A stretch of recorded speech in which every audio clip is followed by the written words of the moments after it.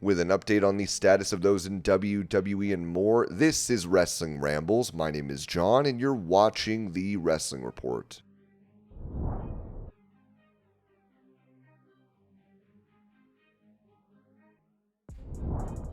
Taking a shot at CM Punk in his recovery from injury, Drew McIntyre told Sam Roberts, "I can just be thankful that talk about something topical since Deadpool and Wolverine is pretty big right now. A torn tricep takes about 3-4 months to recover from. Thankfully, Punk is, when it comes to recovering, the opposite of Wolverine. It allowed me to really take this story all the way."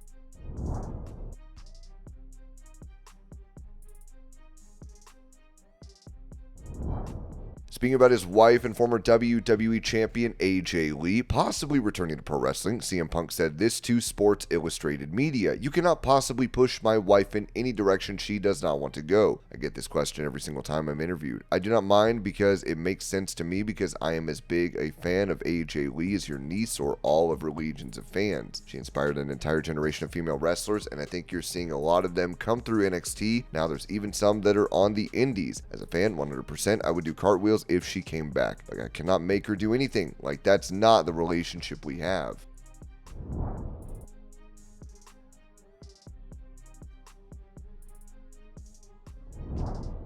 Asked about possible matchups for him with current top stars, Hulk Hogan said this to WrestleBinge. "If I really could jump in the ring with somebody today, if Roman Reigns was a babyface, I think Hollywood Hogan. I would love to work with Roman. My other two guys would be Seth Rollins and CM Punk. I think we could do some crazy business."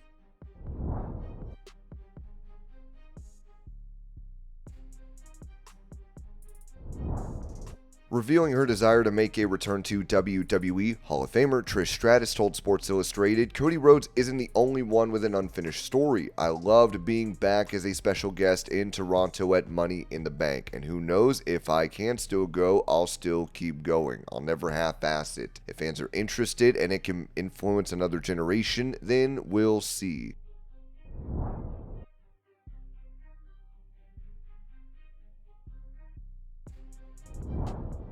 Talking about wanting to change women's wrestling as she prepares to make the jump to WWE, former Stardom and current Marigold star GIULIA said this to Shueisha. "Of course, I'm looking forward to facing new enemies and beating them. On top of that, when I come back, I want to make the world a better place. So I can't go home unless I achieve results. Actually, I had been approached for a few years, but I kept turning it down. Then my thinking changed and I thought now was the best timing. This is my final adventure."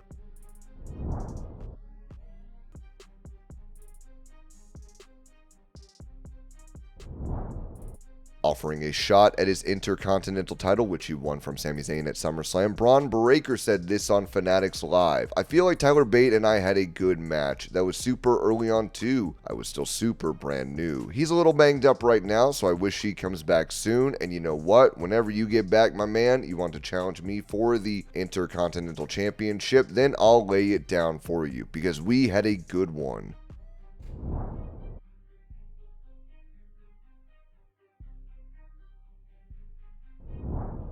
For an update on the internal WWE status of both Roman Reigns and Damian Priest, Ringside News wrote that, according to Mike Johnson of PW Insider, Roman Reigns and Damian Priest are now listed internally by WWE's babyfaces for Friday Night SmackDown and Damian Priest following the events of SummerSlam.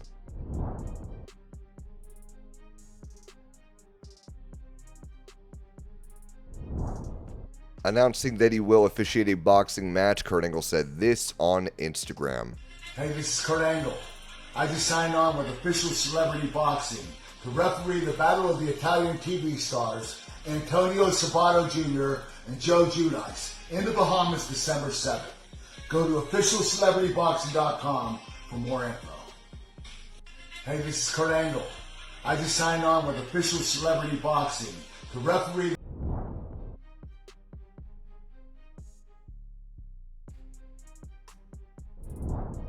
Explaining how the deal between WWE and the city of Las Vegas came together for WrestleMania 41, Ringside News wrote that the anticipation for WrestleMania 41 is already building, as WWE already announced that the next installment of the iconic event will be held in Las Vegas. The event will take place on April 19th and April 20th, 2025 at the Allegiant Stadium. In light of their announcement, we now have confirmation on how WWE secured Las Vegas in the first place. Public records obtained by WrestleNomics confirm prior report from 8 News Now that WWE secured a $5 million grant from the Las Vegas Convention and Visitors Authority (LVCVA) as a part of a package of incentives to bring WrestleMania to Las Vegas in 2025. The agreement, finalized in less than 2 months and announced on May 4th, 2024, includes not only the $5 million cash grant, but also rent-free access to the LVCVA's Las Vegas Convention Center West Hall, where WWE's fan experience event, The World, formerly Access, is expected to be held. Additionally, WWE will benefit from a branding awareness campaign funded by the LVCVA. As a governmental body, the LVCVA is required to respond to public records requests. Some details, particularly regarding the estimated economic impact on the local area, were redacted from the records. The LVCVA's previous financial involvement with WWE includes a $300,000 site fee for SummerSlam 2021, along with an additional $30,000 in marketing value. David Beechno, executive director of the Detroit Sports Commission, reached out to Lisa Motley, LVCVA senior director of sports and special events, in June 2023. Beechno inquired about Motley's experience with WWE, noting that the current WWE staff were more challenging to negotiate with compared to former executive John Sabor. WWE's merger with UFC into TKO, which was nearing completion at the time, had led to a more aggressive approach in seeking site fees for major events. Motley's response revealed that the LVCVA had paid a $300,000 hosting fee and $30,000 in marketing for SummerSlam 2021. SummerSlam in Detroit drew an $8.5 million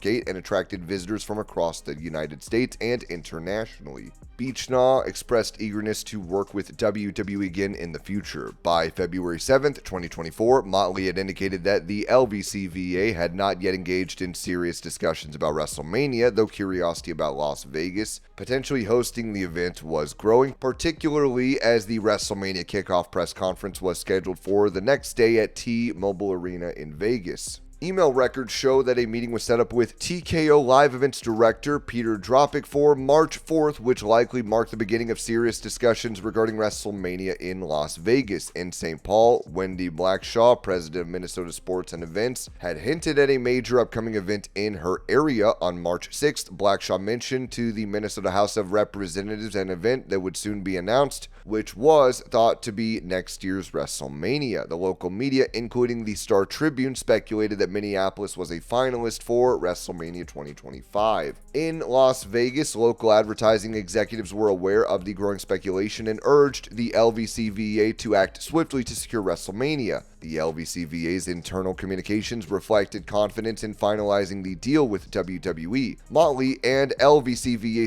COO Brian Yost attended WrestleMania in Philadelphia to meet with WWE staff. WWE President Nick Khan praised their efforts and ensured they received VIP treatment. A pitch deck obtained during this period pointed out the benefits of hosting WrestleMania in Las Vegas, emphasizing the city's global appeal and local attractions. We've also confirmed that WWE World is locked in for next year.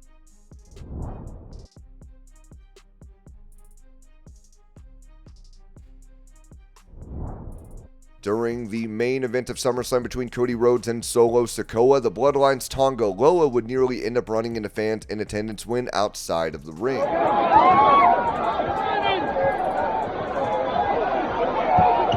Oh shit, hey, my nigga, what?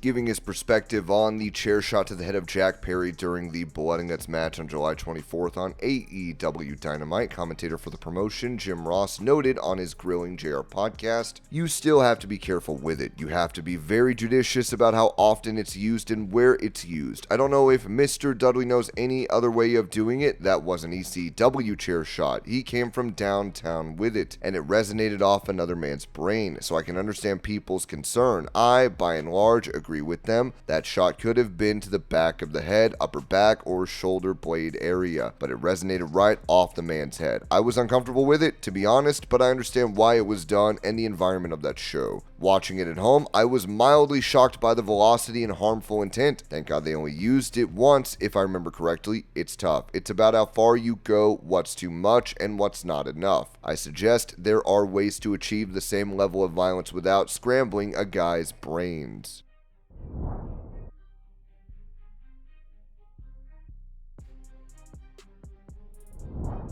At the post-SummerSlam press conference, WWE Chief Content Officer Triple H addressed the potential role of Stephanie McMahon in the company following her appearance in the audience at the most recent premium live event. Sean Ross at the Fightful. We've seen Stephanie pop up in people more times. Yeah, I was excited about it. Does she have an official role with WWE now? And if not, do you think that she would be opposed to doing that again in the future, or maybe resuming any prior roles? So she does not have an official role right now, but like I can tell you this, she loves this. Absolutely loves it.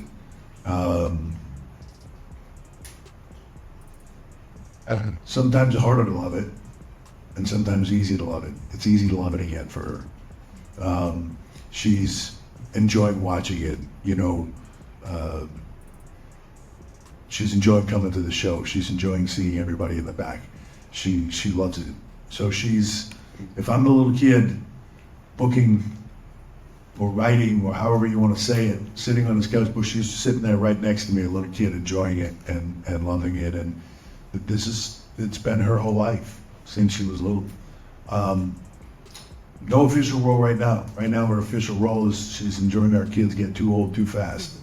But we'll see. We'll see what the future holds. Just I would expect to see her around because I think she just loves it and she's enjoying being around it again.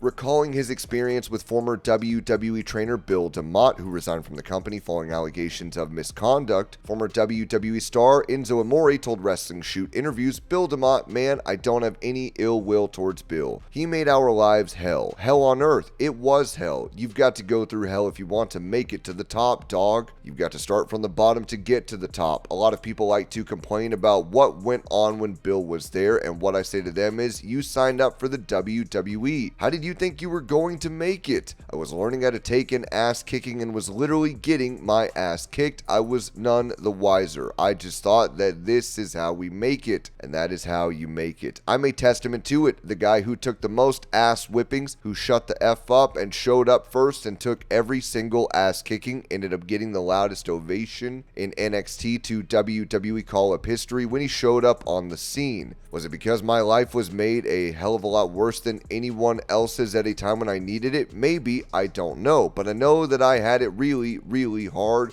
really, really rough. I'm not complaining about it at all because it made me the man I am. If I could get through that, I can get to Raw, and when I get to Raw, they're going to hear me roar, dog. I'm going to let it be known, and I don't have to tell you about the hells I went through on the come up trying to make it. Other people, I witnessed it. I don't ever need to speak on it. That's pro wrestling. If you signed up for this thing and you want to make it, you have no right to complain. Some days are going to suck. You know, they don't do street team anymore. I was on the street team every day for a year. What does that mean? I wasn't on the card. I didn't wrestle on the shows. I set up merchandise. I sold t-shirts that had Seth Rollins' face on them that said FCW. I set up the ring. I learned how to set up all 4 posts. Made sure I got a shoulder under every post so that Roman saw it, so that Seth Rollins saw it, so that Ambrose saw it, so everyone saw it. Because I didn't know how to wrestle, I'd never had a match in my life, but you're not going to tell me I didn't touch all 4 posts when I said set up this ring when I tied the ring ropes. Y'all saw me do that because I'm not contributing to the show any other way. You're not putting me on, I'm not booked, but remember when I started in this thing, I was with everybody who was there, right? And who got the loudest ovation when we showed up? Me and Cass, okay? But I learned when I got through the door there how to do a wrist lock and a drop kick. Dog, I mean, I was fighting for my life from day one, and you have no choice in that situation but to persevere or it's sink or swim. You get thrown into the fire, you get signed by WWE, you've never wrestled before in your life, and these are the guys you're sharing a locker room with. You better figure it the F out here, and you had to earn people's respect, and you had to do it the old school way, and people think that I didn't are out of their mind. Like, you had to. There's a certain level to shut the F up and look, listen, and learn that goes into becoming a pro. Bill had his way of doing things, and I think it made a lot of people stars. I think it made me a star. Is it like the pressure cooker thing? You know what I mean? Bro, if you could make it under Bill, you're gonna make it under anyone.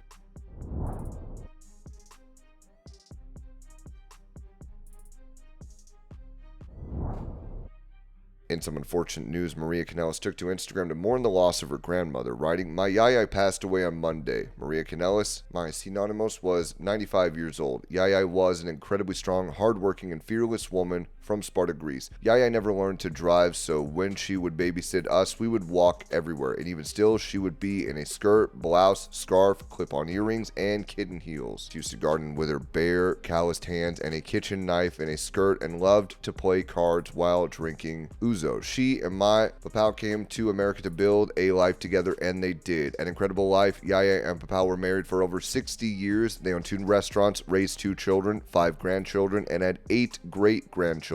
Papa passed away in 2020, but I'm sure they are together again, arguing, loving about whether or not the door is closed or about the coffee. Declarations of nigh, but Agapao just as much. Yaya called my husband Mike the fighter, but in the end and all through life, she was the real fighter in the family. Yaya defended her family fiercely, and I heard many stories of kindness from her surviving siblings at her funeral yesterday. The last thing I said to my Yaya was, it was a good life, because it was and it is. I cannot imagine the sacrifices that my grandparents must have made leaving behind everything they knew. I am sad she is gone, but more than that, I am grateful. So grateful for the years, grateful for this beautiful life, grateful for the sacrifices because you gave us the good life. Now rest. You both gave everything to us, and I'm grateful."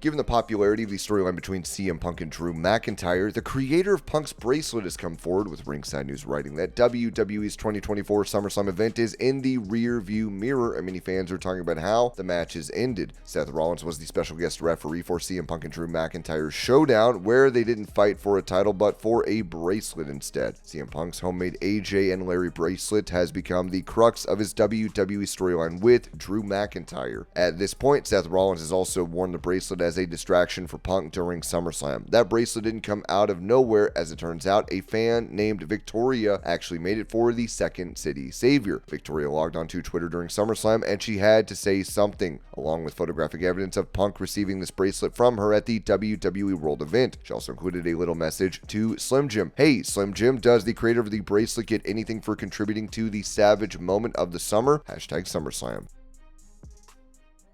And this was your Pro Wrestling News Update. I hope you're all having a great day. Thank you so much for watching, and I will see y'all later.